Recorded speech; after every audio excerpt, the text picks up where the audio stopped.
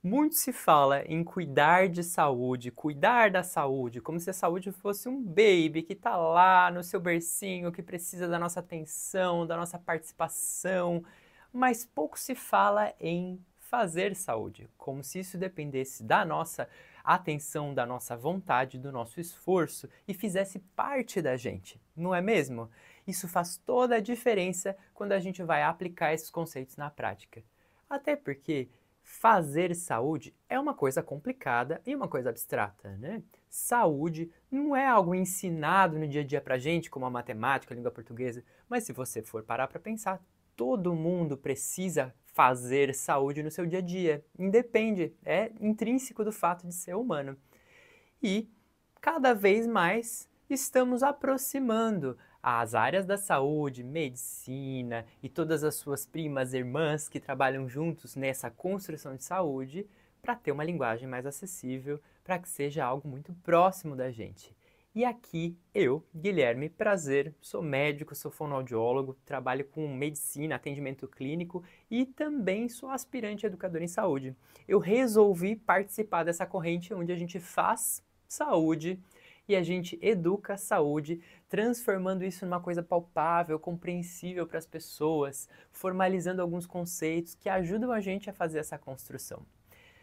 Para que isso aconteça de uma maneira legal, a gente tem que mostrar que saúde é uma coisa que faz parte da vida de todo mundo, que é uma coisa fácil de fazer e que pode ser divertida, não precisa ser pesada, não precisa ser dolorosa, pode, por exemplo, ser uma conversa. Estou aqui então com o meu Baby Coffee para fazer saúde com vocês, mas eu conto também com várias outras pessoas que têm essa mesma disposição, interesse e boa vontade em traduzir essa saúde para todo mundo que está aí do outro lado.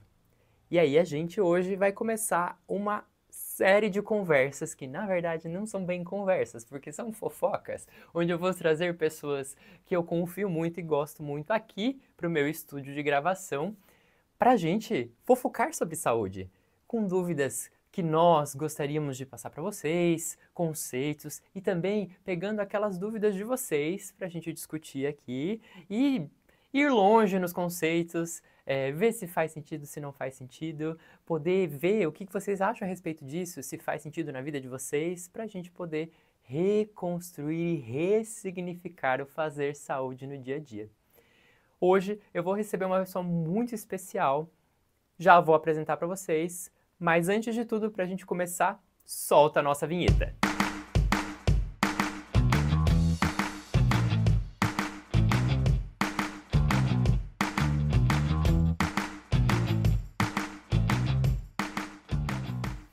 E hoje, para conversar comigo, para começar essa fofoca em saúde, eu tenho aqui a maravilhosa nutricionista Rosane Santolin, formada pela Universidade Federal de Santa Catarina. E hoje, Rosane, o que vamos conversar aqui?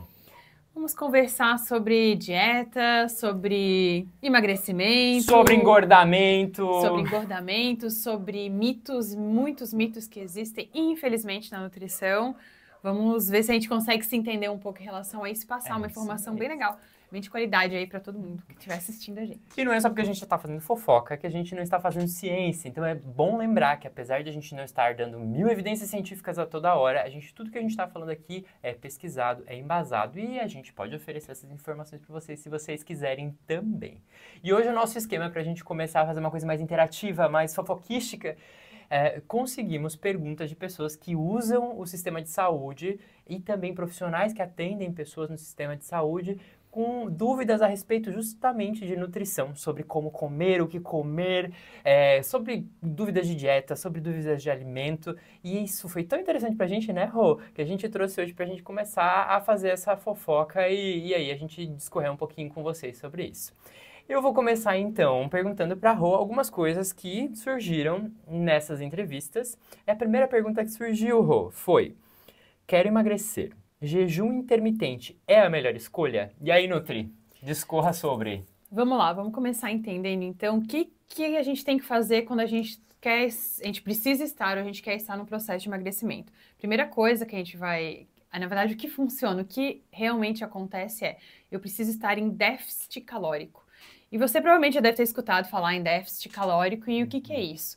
Na verdade, basicamente, o que a gente tem que fazer, Gui, a gente tem que gastar mais energia do que a gente consome. Nossa energia a gente consome com os alimentos, né? Com toda a nossa alimentação, e a gente tem que gastar mais. Então, assim, vamos já pensar, essa é a primeira coisa. Jejum intermitente. Pode ser uma alternativa usada? Até pode ser, mas ela não é isso que determina. O que determina é o quanto eu vou comer. E o que é o jejum intermitente, para quem nunca ouviu falar sobre isso, pra gente entender também melhor? Porque é um conceito meio complicado mesmo, né? Basicamente, a gente faz um jejum prolongado, vamos dizer aí. Muita gente que faz jejum intermitente não toma café da manhã, por exemplo, ou só toma o café preto, que não vai... não come sólido, assim, isso, né? não come sólido, não come comida. Então, faz um período bem prolongado de jejum. Então, assim, na verdade, eu posso fazer um período bem prolongado de jejum, tá? E depois, naquele período que eu tô comendo, sei lá, eu passo 6 horas do meu dia, de 24 horas comendo. Comer um bolo de chocolate. Às vezes não vai ser nem a questão de ser o bolo de chocolate, mas, de repente, tudo que eu tô comendo nessas 6 horas tá sendo muito calórico. A densidade calórica desses alimentos está muito alta.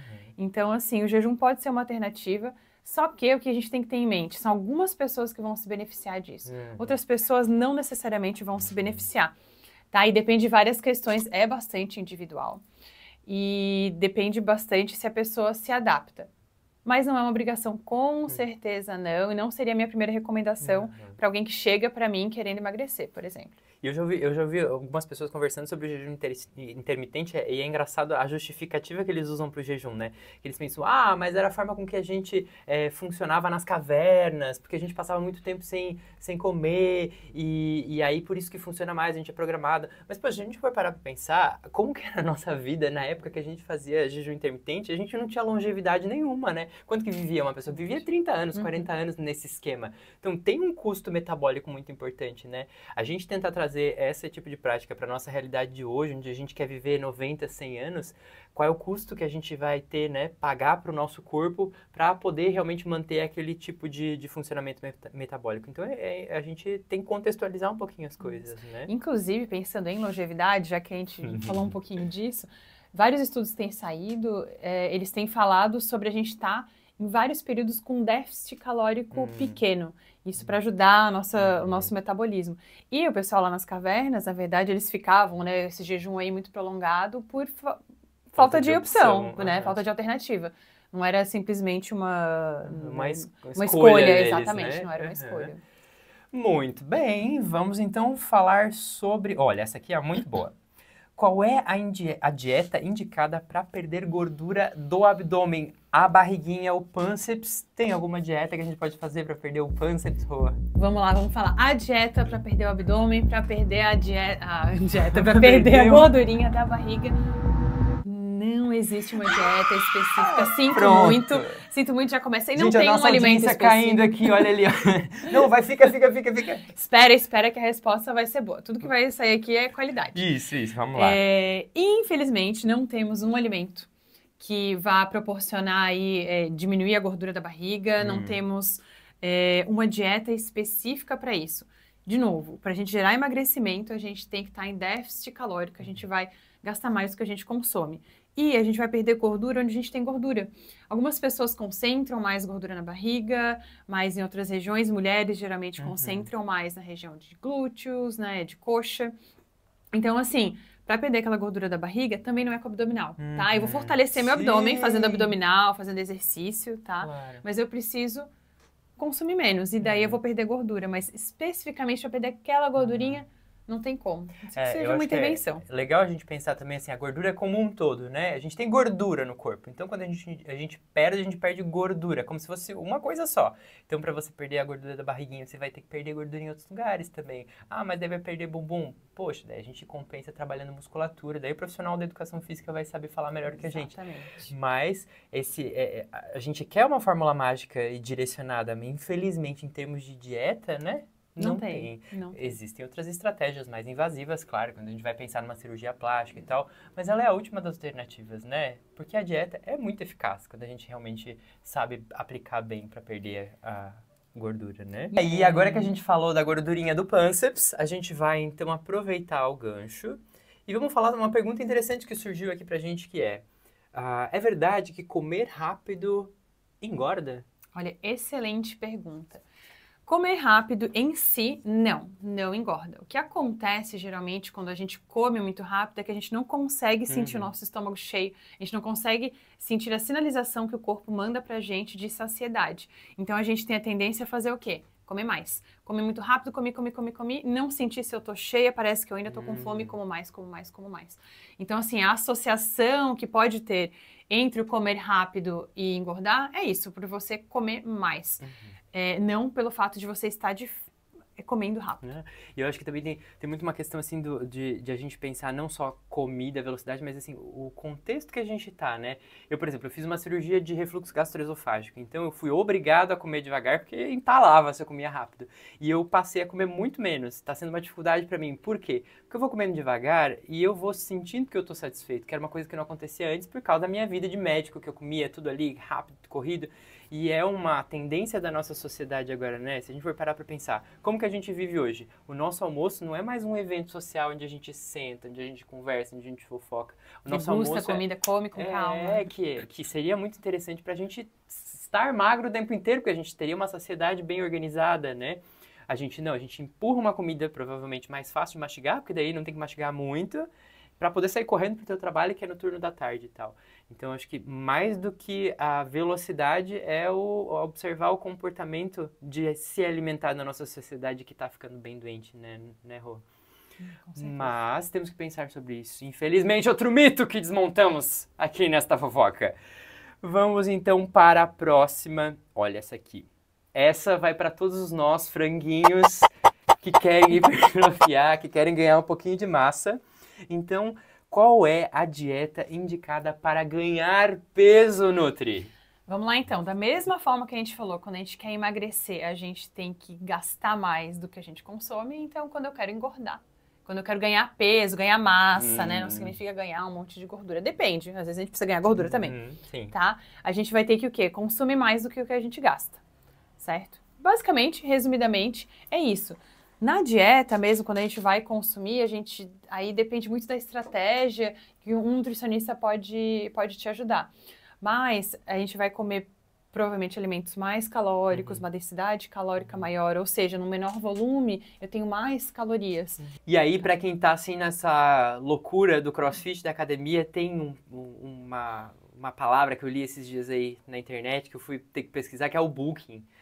O bulking, e ainda tem o bulking sujo, o bulking limpo. Então a pessoa que tá querendo ficar grandona, ela faz O que é bulking, Rô? O que é bulking? Bulking, que tá muito propagado aí, né? O pessoal que faz academia é basicamente ganhar peso, só que o que a gente quer com esse ganhar peso é ganhar massa muscular. Ou seja, tem muito, aliás, sabe qual que é o oposto do bulking? Shrinking. Poderia ser o shrinking. É o cutting. Cutting. Então em cutting ou em bulking, né? O cutting seria o quê? Reduzir o consumo, né? O que eu tô consumindo. E o bulking é aumentar. Bulking sujo é o quê? Cara, eu saio comendo tudo que aparece na frente. Por exemplo, vou comer a bolachinha recheada, vou comer pastel, vou comer um monte de coxinha. Cara, que delícia! Nunca mais eu posso comer pastel, não posso comer coxinha. Eu posso, mas eu vou tentar regular, não são alimentos saudáveis. Sim. Então a gente tem que ter isso em mente, saúde, né? Exato. Ser saudável, ter uma alimentação saudável, não é nunca comer um alimento desse, mas saber qual que é a base da alimentação. Então, assim, o que seria um bulking, então, sujo? É esse. Bulking limpo vai ser aumentar as calorias da minha dieta, vou aumentar arroz, batata, proteínas, fontes de gorduras também, azeite. O azeite é super calórico, ele é super interessante, ele é bom para a nossa saúde cardiovascular, também óleo de soja. Então, a gente vai aumentar as calorias ali e vai aumentar na alimentação, vai comer mais, vai comer mais mesmo. Só que daí a gente vai ter um bulking que não vai ser tão sujo, que eu vou acabar ganhando mais gordura do que eu tô esperando. A gente vai ganhar gordura quando faz bulking também, tá? E a gente vai aumentar exercício, geralmente eu tô querendo hipertrofia, aumentar a carga, geralmente esse é o objetivo, né, pra quem tá ali na academia fazendo isso. Então, assim, mas eu quero ganhar o mínimo de gordura possível nesse processo. E se você tá fazendo bulking, fala com a tia Rô, não fica fazendo sozinho não, que depois você começa a ficar com um monte de problema, vem diabético pra mim, não é legal, vamos com calma, né? Então vamos para a próxima pergunta aqui. Olha essa aqui, ó. Dietas low carb e sem glúten são eficazes? E aí, Nutri? Olha, elas podem ser, depende do que a gente quer dizer aí nessa pergunta com eficaz, né? Eficaz em qual sentido? Para emagrecer, Pra quê? Pra emagrecer é aquilo que eu falei. A gente precisa consumir menos do que a gente gasta. Mas uma dieta low carb e uma dieta sem glúten, elas têm suas especificidades. Para que eu vou fazer? Por exemplo, eu não tenho uma doença celíaca. A pessoa que tem a doença celíaca, ela tem um problema que ela realmente não pode consumir o glúten. Sim, isso é muito importante, a gente pode conversar sobre isso também, né? Assim, a doença celíaca é até uma confusão que as pessoas fazem. Vamos supor que o glúten para essa pessoa seja um alergênico, assim. É como se a pessoa que tem alergia a camarão não pode comer camarão de jeito nenhum que passa mal. Não é o mesmo mecanismo, gente, só simplificando assim, mas o glúten faz muito mal para essa pessoa. Na hora que o glúten entra no corpo da pessoa celíaca, ele destrói pedacinhos do intestino que são responsáveis por absorver a comida. Tanto que crianças celíacas, elas podem ter prejuízo no crescimento, porque não absorvem bem, tem uma resposta autoimune bem complexa. Então não é assim, comer menos, né? Não pode comer. Agora, uma pessoa que não tem esta doença, qual é o ganho dela tirar o glúten? Porque quando ela tira o glúten, ela tira um monte de coisa, não tira? Isso, realmente. Quem vai se beneficiar? A dieta que vai ser eficaz. É eficaz a dieta sem glúten? Para quem? Para a pessoa que tem a doença celíaca. Né? Então, com certeza, ela é eficaz e ela é necessária. Porque senão obrigatória. Obrigatória. Porque está machucando o intestino e tem vários substitutos que a gente pode pensar. Agora, já uma pessoa que não tem problemas com o glúten, né? Hoje em dia a gente divide assim, pessoa que tem a doença celíaca, né? Que tem que retirar todo o glúten. Existe também uma intolerância ao glúten. Porém, a gente tem sempre que analisar com bastante cuidado isso, porque a pessoa que tira o glúten e fala, eu tô me sentindo melhor. Geralmente, essa pessoa tirou alimentos que são alimentos com muita coisa na composição daqueles alimentos, né? Geralmente muito industrializado, muito ultraprocessado, que ela deixa de comer, ela se sente melhor. Porque ela acaba comendo talvez mais saudável. Tá, mas eu retirar o glúten, eu vou retirar uma fonte de carboidrato aí, por exemplo, um pão integral, que é muito interessante a gente ter na nossa alimentação, tirar alguns cereais que a gente não tem a necessidade de tirar. E vamos fazer um exemplo aqui, por exemplo, a pessoa, eu vou tirar o glúten. Aí ela tira a macarronada que ela come às 10 da noite antes de deitar, entendeu? Então talvez não fosse o glúten, talvez fosse aquela macarronada mal ajustada, cheia de molho, que estava antes de ela dormir. Então, só que a associação que as pessoas fazem é muito simples, né? Assim, tipo, é o glúten que faz mal. E aí quando a gente vai fazer uma boa entrevista com essa pessoa, a gente vê que não necessariamente, né? E infelizmente é tudo muito mais complexo do que apenas uma fórmula mágica. Uma fórmula mágica, né? Uma coisa só ali na alimentação, né, que tem que ajustar. E sobre o low carb não significa no carb, né? Começa por aí, a gente não vai retirar todo o carboidrato da dieta. A princípio, algumas pessoas podem se beneficiar aí de uma dieta low carb, mas qual que é o objetivo, né? Por que eu vou diminuir tanto carboidrato? Carboidrato, especialmente uma pessoa que faz exercício físico, por exemplo, é super necessário, a gente precisa de carboidrato.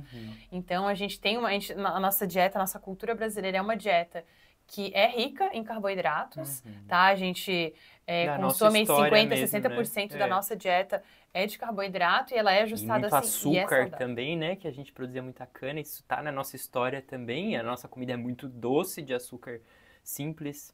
Né? Sim, então assim, na verdade, se eu pensar no low carb, pensando assim, retirar esse açúcar simples, esse açúcar refinado, que não é tão interessante, realmente ele não é saudável, aí eu posso estar pensando, será que é uma low carb, é porque eu retirei aquilo, pode ser.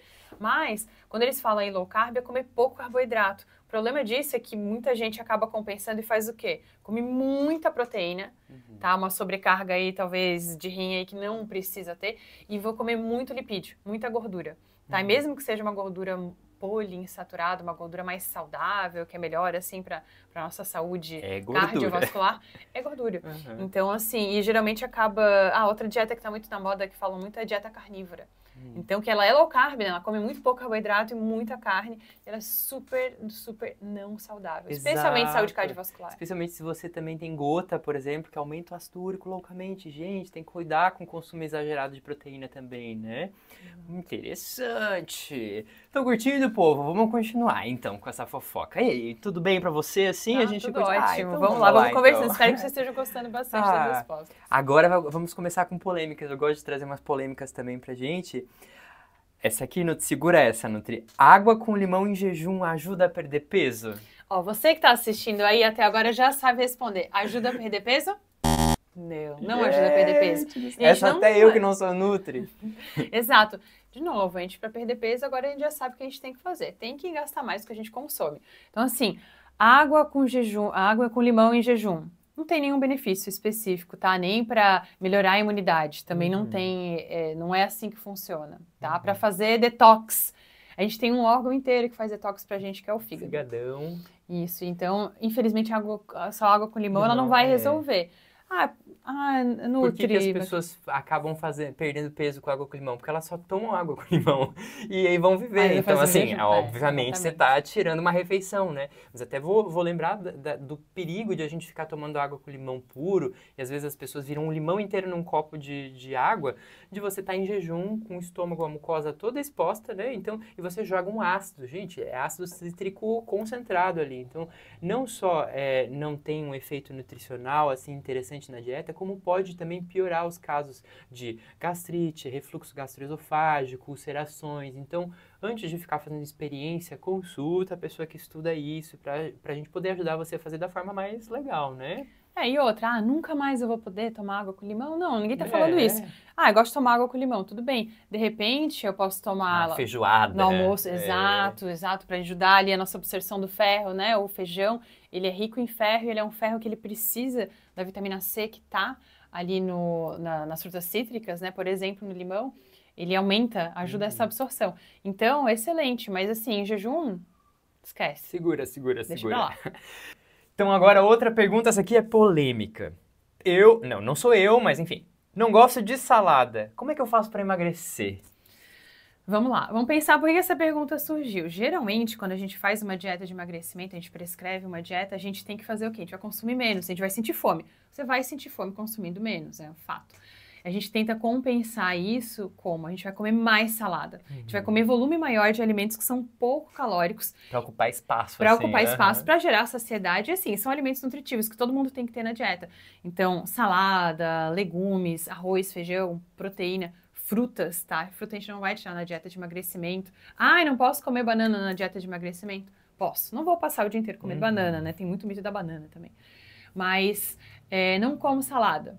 Como é que a gente tenta fazer, então, no início? Eu vou tentar que se a pessoa coma mais legumes. Tem dificuldade de comer legumes. A gente vai tentar...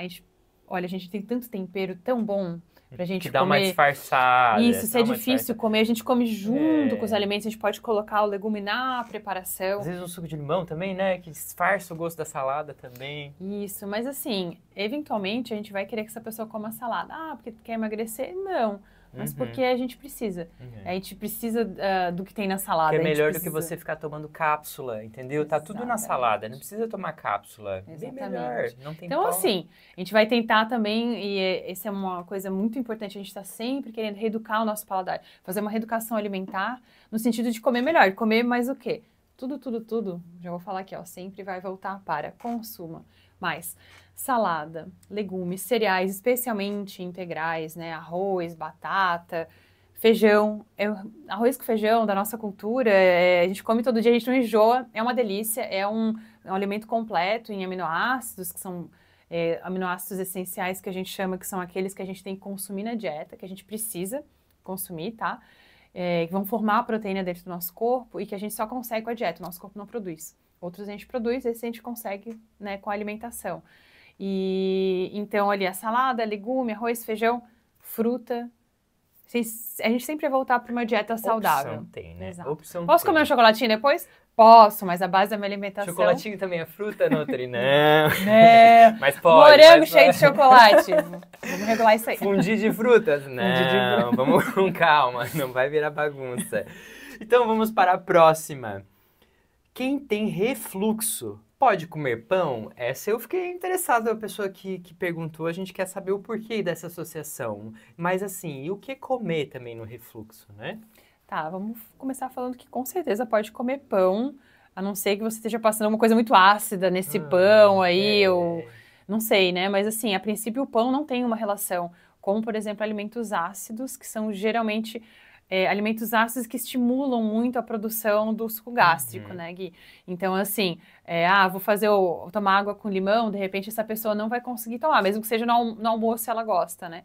Porque vai aumentar a acidez do estômago, né? Cafeína, geralmente, assim, a pessoa que tem refluxo vai ter uma dificuldade maior de tomar café. Então, ou corta o café, Ou, às vezes, vai diluir ele com leite. Uhum. Mas, assim, o pão não tem problema nenhum. Não é um alimento que vai atrapalhar a pessoa que tem refluxo, Uhum.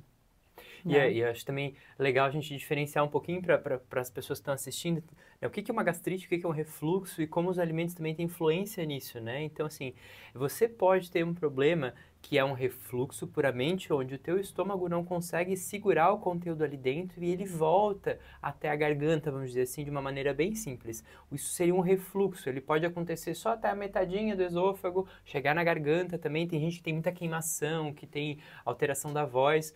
Mas tem gente que só tem gastrite, ou seja, uma produção diferente do ácido dentro do estômago, às vezes umas feridinhas no estômago e esse ácido fica ali dentro. Então, isso também tem relação com o alimento, porque daí quando a gente vai cuidar do alimento que a pessoa consome, a gente tenta reduzir alimentos ácidos ou então tenta botar alimentos na dieta que sejam mais fáceis de esvaziar o estômago, né? De ir para frente rápido. Então, a pessoa que, por exemplo, tem refluxo, ela vai sofrer mais com alimentos mais gordurosos, com Exatamente, carnes, bem lembrado. porque volta, vai ficar muito tempo ali no estômago tentando digerir, então a chance de voltar é maior. Talvez uma pessoa que tem uma boa competência ali do fechamento do estômago não sofra tanto. Vai sofrer mais com café, que apesar do café esvaziar mais rápido, ele é mais ácido. Então não é só dizer assim, eu tenho refluxo. Primeiro, você investigou isso aí? Porque tem muita gente que fala que tem refluxo e nunca foi atrás investigar. Às vezes até só com a conversa a gente consegue identificar com as características. Porque daí a Nutri consegue te ajudar melhor na dieta, entendeu? Então a conversa tem que acontecer aqui, com você também, né? Talvez esse pão aí tava cheio de manteiga, tava cheio de É, azeite mesmo, que azeite é bom. exato. Mas aí a Aí pessoa comia, pesava era um e pão com sentia isso. cafezinho, 2 dedinhos de café, daí também fica complicado. 2 por isso dedinhos que- da xícara de 500 ml. Na hora que a gente vai fazer entrevista, a gente descobre essas coisas, que seu pãozinho era só um detalhe ali naquele café da manhã que te dava refluxo. Então vamos para a próxima. Agora, saindo do refluxo, essa aqui, interessante, a gente está também nessa parte assim de alterações, envolvendo alterações do corpo e com relação à dieta. O que eu tenho que evitar na dieta de uma pessoa que convive com diabetes, Rô? Tá, a primeira coisa que a gente tem que pensar, a pessoa que tem o problema com diabetes, ela vai ter um problema no processamento ali, na absorção da glicose, né? Uhum. Então a gente fala muito, carboidrato, fruta, não pode comer fruta, não pode comer. Não é bem assim, tá? O que a pessoa realmente deve evitar são alimentos refinados, a bolachinha industrializada, eu vou comer um suspiro. Não é interessante pra ninguém, muito menos pra pessoa que tem, né? Eu comprei Que suspiro convive pra com não... diabetes. Mas assim, realmente a gente tem que controlar bastante. Não comer um monte de açúcar. Especialmente o açúcar, esse que a gente chama açúcar de mesa, tá? Então essa é a primeira coisa. Fora isso, a gente vai regular a alimentação dessa pessoa. Então, não pode comer fruta? Pode, deve comer fruta. Fruta é saudável, vai continuar sendo saudável para essa pessoa. Provavelmente a gente vai fazer, a gente vai sempre associar. A gente quer que tudo que ela consuma de carboidrato, que vai virar glicose lá depois no sangue, vai dar energia para as nossas células, que seja liberado devagarzinho e tal, para ela não ter algum pico ali, para ela não ter algum desbalanço dentro do corpo dela, apesar de que provavelmente ela vai estar medicando, mas mesmo assim, tá? Então, assim, a gente vai controlar isso como? Vou comer uma banana, não pode comer banana? Nunca pode. Vou comer, de repente, vou comer ela com aveia, vou comer junto com uma refeição, vou comer uma fruta junto com a refeição, após a refeição, como uma sobremesa. Tá? E lembrando que a tríade ali, a pessoa que convive, né, com diabetes, medicação, se já tem diabetes realmente, Sim, né, precisa de bem medicação, consolidada, né? alimentação e exercício físico. É. A gente ajuda no exercício físico, a gente ajuda Baixar. a metabolizar, a pegar essa glicose que está ali circulando e ela entrar também para as células de uma outra forma. Então a gente precisa bastante do exercício também. Diabetes é uma doença que afeta muitos brasileiros. Existem tipos diferentes de diabetes, que é algo importante também. Alguns deles vão depender também de receber hormônio de fora, porque uma parte do seu corpo não produz o hormônio que ajuda a gerenciar, a estocar ou gastar o açúcar, né? Então é uma doença séria que precisa ser avaliada, porque existem graus diferentes de comprometimento. Às vezes a pessoa pode gerenciar só com a dieta, principalmente nas gestantes, quando a gente tem diabética gestante que descobre na gestação, mas às vezes precisa de comprimidos para poder auxiliar, né? Uma resistência maior ali à insulina, que é um processo mais complicado, não cabe agora. Às vezes insulina mesmo de injetar, mas todos esses casos a dieta é padrão ouro no cuidado, né? E é muito importante para a pessoa que tem diabetes fazer um cuidado alimentar, porque tem tudo a ver com comida. E a maioria das pessoas, e uma coisa que a gente fala muito aqui, assim, o óbvio precisa ser dito. Porque o que é óbvio para mim não é óbvio para você e também não é óbvio para a pessoa que tem diabetes. A gente falar diabetes é açúcar, que é um erro muito grande. A diabetes e carboidrato, que são coisas diferentes para a pessoa leiga, né? Então, assim, eu lembro de um professor de endocrinologia que ele falou de um caso que, assim, tinha um paciente que tinha uma diabetes de difícil controle. E eles falavam, não, o senhor não pode comer açúcar, não pode comer açúcar, não pode comer... Mas ele, não, eu não como mais açúcar, eu tirei açúcar. Tá, e como é que o seu café da manhã? Aí ele pegava o cafezinho dele, ele não adoçava mais com açúcar. Mas daí ele começou a adoçar com leite condensado. Porque não falaram pra ele que leite condensado não podia. Porque ele não sabia que ali dentro tinha também carboidrato, entende? Continuou diabético. Aí tiveram que orientar ele, o que era um carboidrato, quais eram. E por isso que é legal você conversar com o seu profissional de saúde para você entender o que você não pode se você tem diabetes mesmo. Não é algo simples, é muito complexo. Que a gente vai comer, qual que é esse carboidrato, Claro, né, que eu vou comer? Com leite condensado, ali ele tem, né, muito açúcar mesmo, né? Eu entender onde está esse açúcar, como é que eu vou combinar e qual que é essa alimentação que eu tenho que ter, né? Porque é isso, senão fica aquela coisa, não posso comer fruta nenhuma, fruta é importante. Sim, Leite condensado não. E a depender do seu diabetes, a gente não precisa cortar tudo isso. A gente não quer tirar o teu prazer, é uma questão de cuidado, né? Você tem como ter prazer alimentar também comendo adequadamente. Isso é um mito que a gente tem que desmontar, que estamos aqui desmontando, né, Nutri? Muito bem, essa foi boa. E agora, a gente tem uma finaleira aqui que, olha, uma pergunta que fizeram pra gente. Aqui, isso. Essa pergunta foi feita durante um cuidado de uma mulher gestante. Ela teve seu bebê, fez depois laqueadura e ela perguntou: fiz laqueadura, não consigo perder peso. O que podemos fazer? Ela associou essa laqueadura a não conseguir perder peso. E aí, Nutri? O que você fala a respeito disso? A laqueadura em si não influencia em absolutamente nada a perder ou ganhar peso, tá? Aliás, Gui, explica o pessoal o que é a laqueadura, o que acontece na laqueadura. Depois a gente fala um pouquinho mais da alimentação. A laqueadura é um método que a gente utiliza, é um método cirúrgico que a gente utiliza para evitar que a mulher tenha novas gestações, né? Que ela não engravide de novo. Então, a mulher ela tem o útero, que é o local onde o óvulo vai... a casinha do óvulo para que esse bebê desenvolva, mas esse óvulo vem de outro lugar. Então, ele vem do ovário, ele vai sair do ovário e vai ser captado por um canal, que são as trompas, né? Que leva esse óvulo até o útero. Na laqueadura, o que o nosso objetivo é? Interromper o caminho do óvulo lá da fábrica dele até a casa final dele. Então, existem vários procedimentos. Daí existe cortar as trompas ou as tubas uterinas, ou então, às vezes, fazer uma amarração, um nozinho ali. Cada cirurgião usa o seu técnica. Eu não sou nada cirurgião, não vou saber dizer para vocês, mas esse é o procedimento, né? Só que se a gente for parar para pensar, isso não mexe com nenhum hormônio. Isso não muda. O pensamento poderia ser, mexeu ali, né? Alguma produção, eu tô produzindo mais hormônio que não me deixa emagrecer. Na laqueadura isso não acontece. E a mulher continua ovulando igual. O óvulo só não vai implantar, né? Ele não chega no útero, mas assim, não tem uma mudança metabólica nesse processo. O que pode? A gente até conversou sobre isso antes. O que pode estar acontecendo? Esses procedimentos, eles são procedimentos invasivos, né? A pessoa tem que se submeter a uma cirurgia, às vezes por videolaparoscopia, por furinho, às vezes tem que cortar realmente o abdômen da mulher e tal. O pós-cirúrgico é um procedimento complicado. Muda a dieta, muda a forma com que o intestino funciona. Às vezes as mulheres ficam com prisão de ventre por alguns dias. Às vezes não conseguem comer o que comia antes também. Isso pode acontecer. Talvez essa pessoa teve uma mudança tão brusca de dieta ali no pós-operatório que agora ela levou pra vida essa dieta. Isso. Que assim, que uma dieta de pós-operatório é muito mais fácil a gente comer um pastozinho. Mas o que é pastozinho? É cremogema, é pudim, são coisas muito calóricas, né? Não precisam ser, mas a gente pode acabar usando é porque é fácil. Tendência, isso para consumir. Fácil, né? Mas se eu for pensar também, depois de uma cirurgia a gente precisa de um tempo de repouso, né? E apesar de ela não ser uma cirurgia tão complexa, tão invasiva, né? Geralmente. Mas talvez ela também comeu mais, alimentos com mais densidade calórica, né? Alimentos mais calóricos que você come menos e dá menos saciedade, né? Uma quantidade menor, ele tem muito mais caloria, como né, o cremogema, o pudim. E se exercitou pouco, né? Não tá podendo se exercitar naquele período. Então talvez já estava com uma dificuldade antes, ou ficou evidente porque engordou um pouco depois da cirurgia. Teria que ser avaliado exatamente, assim, mas... As pessoas buscam associações também, né? É mais fácil a gente associar, mas uma das coisas que a gente tem que lembrar é que corpo humano é muito complexo. Não dá pra gente fazer associações simples assim, né? Por isso que a gente estuda tanto tempo para poder receber vocês e avaliar de uma forma correta e auxiliar nesse processo.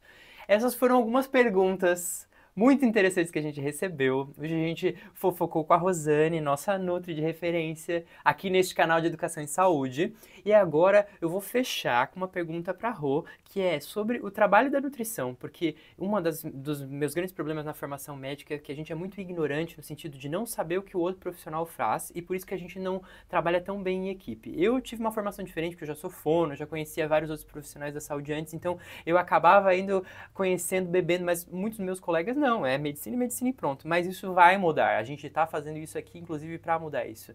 Então, quando uma pessoa procura o Nutri, como é que o Nutri faz para entender essa pessoa e propor também, assim, uma pactuação ali de, eu quero emagrecer, eu quero ganhar peso, qual é a linha que vocês seguem só para a pessoa que vai procurar uma Nutri entender como que vocês trabalham? Tá, geralmente o que acontece, uma pessoa que vem assim, a gente vai tratar individualmente ali, né, no consultório, vou tentar entender um pouco a vida dessa pessoa. Então, assim, a gente trabalhar com nutrição não é apenas fazer um cálculo de uma dieta, montar caloria, quer emagrecer? Tá, vamos cortar isso aqui, toma essa dieta aqui, pronto, leva e foi embora. Não, a gente vai fazer toda uma avaliação. Geralmente a gente faz uma avaliação, eu faço isso, né, eu faço uma avaliação física da pessoa, vou conversar, vou entender qual é a rotina dessa pessoa, qual é o trabalho dessa pessoa.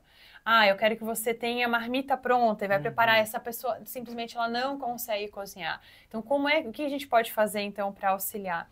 O trabalho da nutricionista, do nutricionista, ele é bem interessante, é bem legal, assim, porque a gente vai pensar muito na pessoa, na rotina da pessoa, como é a vida da pessoa, tem várias questões emocionais também, questões de comportamento, que a gente, em algumas consultas a gente consegue ir trabalhando também. Então, assim, nosso ofício é montar dieta? É montar dieta, é uma das principais coisas que a gente faz, não deixa de ser, com certeza é. Mas a ideia é que a gente tenha sempre um acompanhamento. Então, não é uma consulta isolada. O ideal é que a gente possa acompanhar esse paciente, possa ajudar essa pessoa, possa ajudar você a melhorar a sua dieta. A dieta é o quê? A dieta é o que eu como, certo? Então, a melhorar, a reeducar o nosso paladar, se precisar, a gente ter mais saúde, ter mais energia, mais disposição para a nossa vida. Vou fazer uma nota importante aqui para todos os meus colegas também. Médico não prescreve dieta. É um cuidado que a gente tem que ter. Eu não prescrevo dieta, eu não estudei dieta. Então, existem médicos, claro, que se especializam e estudam como fazer esse procedimento, principalmente para quem trabalha com paciente mais grave, com dieta integral, né? Então, suplementação, assim, existe uma especialização médica para isso, mas o médico que te atende lá na emergência, te faz a consulta de rotina, não estudou para isso. Então tomem cuidado de receber dietas desses profissionais. Da mesma forma com que o educador físico não estuda dieta também. Então é o nutricionista que estuda dieta.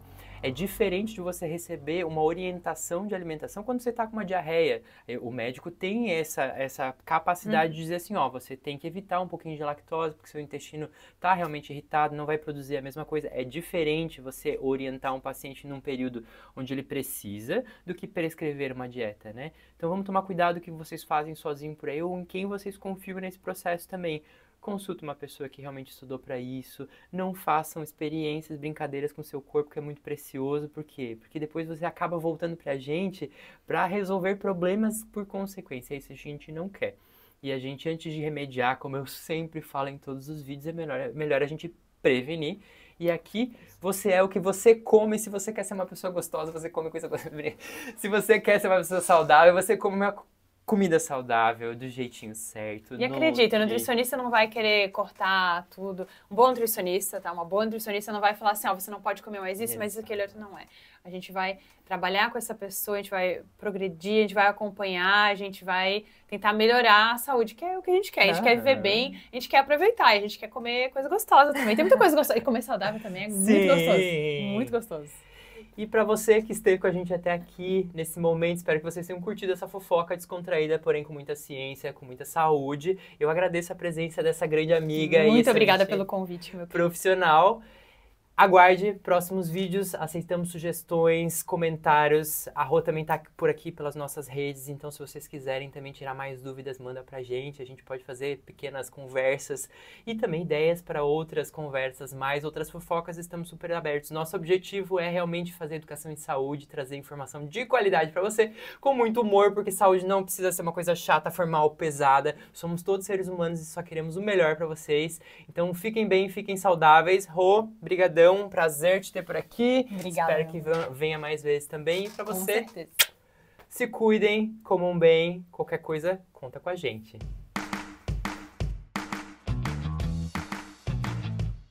Fique por dentro de tudo que acontece no Fofoca Saúde. Se inscreve no canal, ativa as notificações e procura a gente lá no Instagram do @guilherme.med para acompanhar muitas outras conversas com os nossos convidados super especiais. E o Fofoca Saúde agora também é podcast. A gente está te esperando lá no Spotify para muitos e muitos outros novos episódios. Até mais!